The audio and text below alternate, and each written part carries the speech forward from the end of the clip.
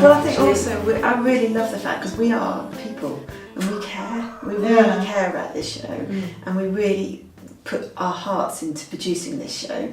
So we want the visitor to get the best possible enjoyment out of it. Do you know, there's no point in doing all this work without that being the end aim, because otherwise you're just going through all the motions for no reason at all. So. And sometimes things don't always go 100%, but it's not through lack of trying, it's perhaps the weather plays against us, or somebody is poorly or something like that, and we find a way around it. But genuinely the passion and the skills here, everybody's really trying to put on. So how many are there on the planning team for a show? So on my show's team there's 8 of us. That's not many people. That's to do 7 shows. That's not many people to do all of that organising. Yeah. Wow. Yeah, it is. That's seriously impressive. Yeah, it's full on. Wow. God, that's really hard work.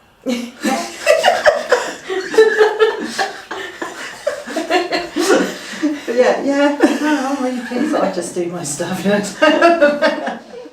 So in the Vintage Village, you can go down there and have a jolly good dance in the dance hall to the music from the 50s, and you could go along to the craft area and perhaps make some vintage crafts, or pop along to the retail area and enjoy having a try on of all the clothing down there. But there's also a beautiful vintage tea room down there. Oh, now we're talking. Yeah, and a vintage pub. Oh, fantastic.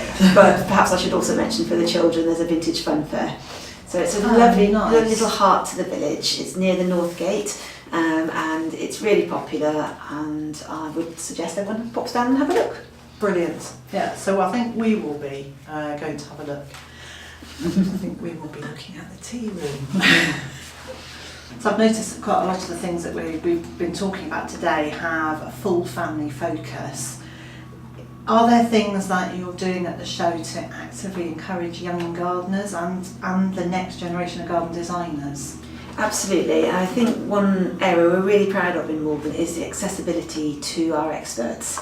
So wherever we go around the showground, doesn't matter on your age or your experience, there's always somebody to ask and to learn from.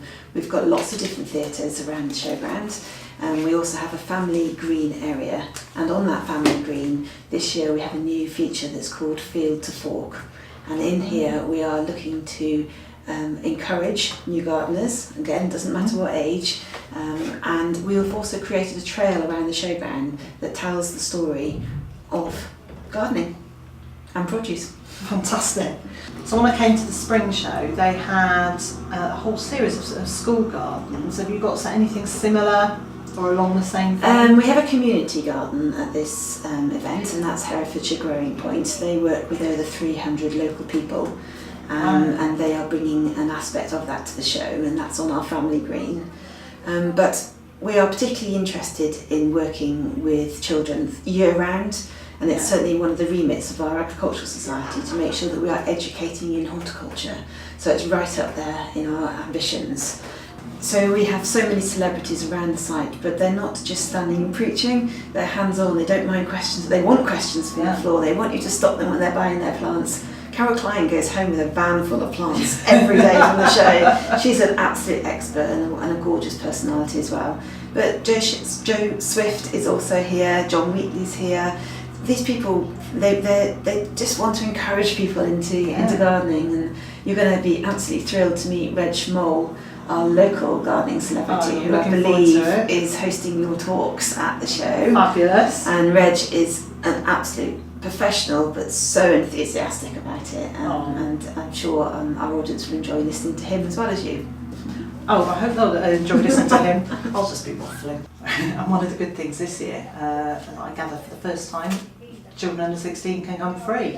Yes, it's a new initiative for this year.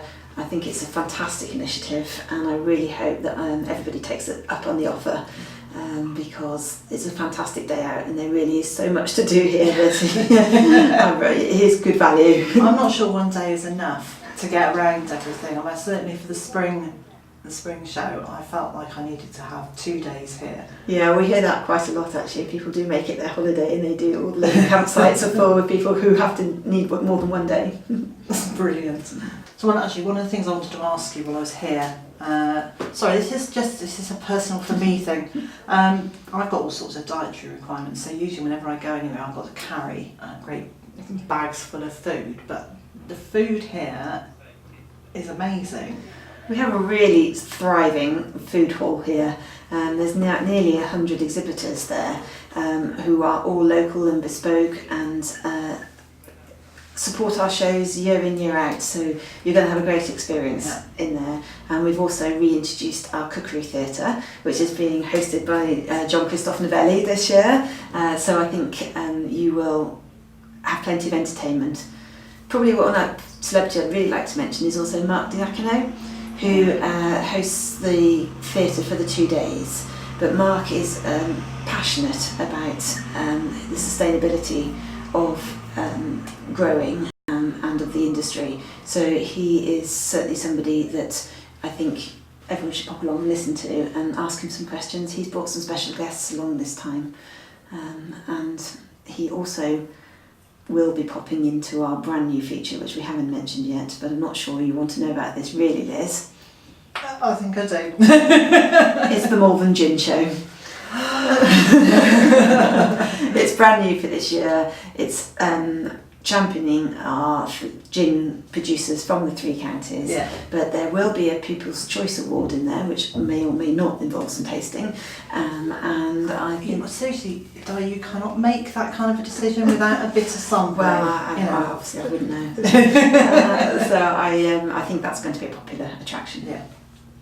So it's not only the gin area that you were talking about. I know that there is another area with another drink that you'll be celebrating. There is. We've got an amazing marquee that's called the Orchard Pavilion, and within there we have the Festival of Perry. And I don't know whether you've ever tasted perry, but I have, yes. Perry is from the pear and is having a complete resurgence at the moment. So we are delighted to be hosting that festival, and we actually as a showground have our own orchards with perry pear trees in them. Fantastic. So, I might have to go and find those. Yeah, absolutely. Yeah, no, that's lovely. But also within that orchard pavilion we've got fantastic displays of apple varieties and also experts in fruit trees who would be really welcome the opportunity to speak to our guests. There's a little bit of extra quirkiness this year because we're told that the apple originally came from Kazakhstan. Right. And there's a film crew who have put together the film of the origins, and they're actually coming over to our show to view, so that everybody can view the film. Wow. And I believe some of them are coming in their national costumes as well. So I think that's going to be quite a spectacle. Yeah. There's one other aspect to that pavilion as well, which I'm actually really personally fond of, and that's the hop yard, because the hop fields of Herefordshire and Worcestershire are one of very few areas in Great Britain that can produce hops. So we are really, really delighted to be championing that here at this show. And in the Orchard Pavilion you'll be able to see the story of the hops, you'll be able to see the actual hop binds, buy hop binds. And a fabulous smell. It is absolutely amazing. Yeah. So yeah, please pop in and see that too. I will do. I'm going to have got a full day. I might make it 2 days. So the floral marquees are not the same as floral art, is that? That's correct. Right, Yeah. okay. So we have an amazing hall up in the Y Hall, and it is beautifully dressed, and it is dedicated to our floral art exhibitors and to our florists. We have over 100 exhibitors in floral art, and everything ranges from tiny beautiful miniature displays right through to 6-foot displays that some of the local organisations have put on, some of the NAFAS organisations. And the beauty and the impact when you walk in that hall is breathtaking.